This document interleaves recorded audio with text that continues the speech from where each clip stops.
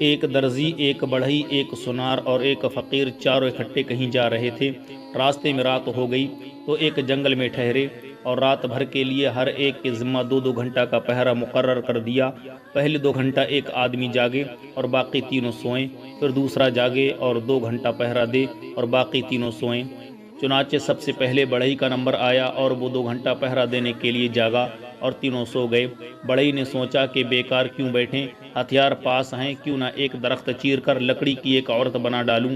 چنانچہ 2 گھنٹہ میں اس نے ایک عورت کا مجسمہ تیار کر دیا۔ پھر درزی کا نمبر آیا اور وہ جاگا تو اس نے لکڑی کی اس عورت کو دیکھا تو سمجھ گیا کہ یہ بڑھئی کا کارنامہ ہے، اور پھر خیال آیا میرے پاس بھی سارا سامان ہے، میں کیوں نہ اسے کپڑے پہنا دوں۔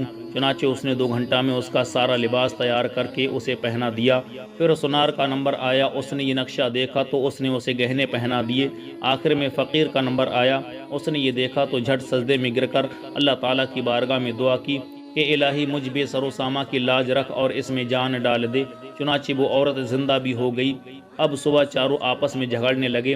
بڑھئی بولا عورت میری ہے، درزی بولا میری ہے، سنار بولا میری ہے اور فقیر بولا میری ہے۔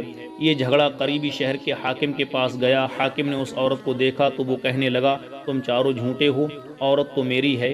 اتنے میں وہ عورت خود بولی کہ میں بتاؤں کہ میں کس کی ہوں؟ حاکم نے کہا ہاں بتاؤ تم کس کی ہو۔ قریب ہی ایک درخت تھا، وہ عورت دوڑ کر اس درخت سے چمٹ گئی اور پھر لکڑی بن گئی اور اس درخت میں گم ہو گئی، اور وہ سب کے سب منہ دیکھتے رہ گئے۔